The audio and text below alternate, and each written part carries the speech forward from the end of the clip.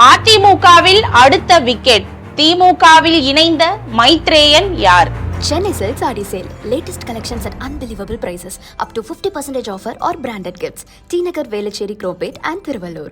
அதிமுக அமைப்பு செயலாளராக இருந்த டாக்டர் வ மைத்ரேயன் புதன்கிழமை காலை முதல்வர் மு.க.ஸ்டாலின் முன்னிலையில் திமுகவில் இணைந்துள்ளார். அவர் இணைவதற்கு சில நிமிடங்களுக்கு முன்னர் அவரை அதிமுகவின் அடிப்படை உறுப்பினர் பொறுப்பு உட்பட அனைத்து பொறுப்புகளில் இருந்தும் நீக்குவதாக அறிவித்தார் அக்கட்சியின் பொதுச் செயலாளர் எடப்பாடி பழனிசாமி. பிரபல மருத்துவரான வ மைத்ரேயன் கடந்த 1991 பாஜகவில் இணைந்து மாநில செயற்குழு உறுப்பினர், மாநில அறிஞர் அணி தலைவர், பொதுச் செயலாளர், மாநில துணைத் தலைவர் என பல்வேறு பதவிகளை வகித்தவர். பின்னர் 1999 பாஜகவில் இருந்து விலகி அதிமுகவில் இணைந்தார். 2022 அதிமுக சார்பில் மாநிலங்களவை உறுப்பினராக நியமிக்கப்பட்டார். ஜெயலலிதா மறைவுக்கு பின்னர் 2017 OPS தர்ம யுத்தம் தொடங்கிய போது அவரது அணியில் மைத்ரேயன் அங்கம் வகித்தார். கட்சியில் ஒற்றை தலைமை சர்ச்சை எழுந்தபோது எடப்பாடி பழனிசாமி அணிக்கு தாவினார். பின்னர் 2022 மைத்ரேயன் OPS முன்னிலையில் அவரது அணியில் இணைந்தார். அதனைத் தொடர்ந்து அவர் கட்சியிலிருந்தும் நீக்கப்பட்டார். பின்னர் 2023 ஜூன் மாதம் அவர் பாஜகவில் இணைந்தார்.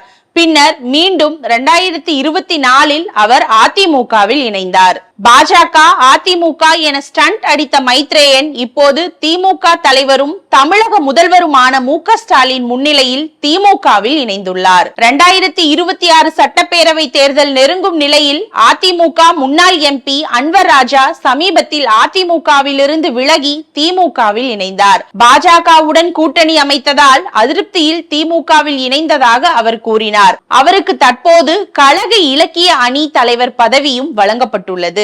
அன்வர் ராஜாவை தொடர்ந்து புதுக்கோட்டை அதிமுக முன்னாள் MLA கார்த்திக் தொண்டைமான் திமுகவில் இணைந்தார். அதிமுக மதவாத கட்சிகளுக்கு துணை போகிறது. அதிமுக போகும் போக்கே சரி கிடையாது.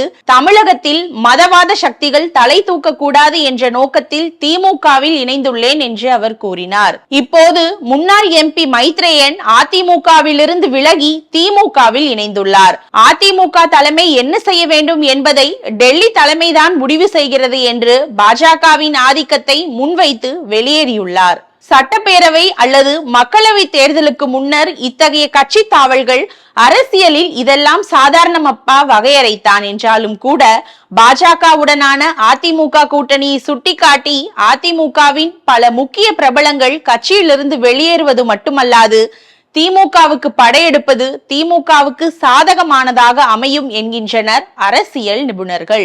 எந்த வகையில் என்றால் திமுக கூட்டணிக்கு குழப்பம் என்று விமர்சனங்களை அள்ளித்தளிக்கும் பழனிசாமிக்கு இது நிச்சயமாக தலைவலியாக அமையும் என்கின்றனர். எங்கள் கூட்டணியில் குழப்பம் இருந்தால் உங்கள் கட்சியில் இருப்போர் ஏன் இங்கு அடுத்தடுத்து வரப்போகிறார்கள் என்று முன்வைக்கப்படும் விமர்சனங்களே போதும் அந்த தலைவலி பழனிசாமிக்கு கொடுக்க என்கின்றனர் அரசியல் நோக்கர்கள். தேர்தலுக்கான மக்களை காப்போம் தமிழகத்தை மீட்போம் என்ற EPS சுற்றுப்பயணத்திற்கு இடையே இந்த ஸ்பீட் பிரேக்கர்கள் குடைச்சல்கள் தான். இந்த பயணத்திற்கு இடையே அதிருப்தியாளர்களை அடையாளம் கண்டு அவர்களையும் சரி கட்ட வேண்டி இருக்கும் என்கிறார்கள் அரசியல் நோக்கர்கள். மேலும் இப்படி அதிமுக முகங்கள் திமுகவுக்கு படையெடுப்பது வாக்காளர்கள் மத்தியிலும் அதிமுக பாஜக கூட்டணிக்கு கட்சிக்குள்ளேயே வரவேற்பில்லையோ என்ற யோசனைக்கு வழிவகுக்கும் என்று கூறப்படுகிறது.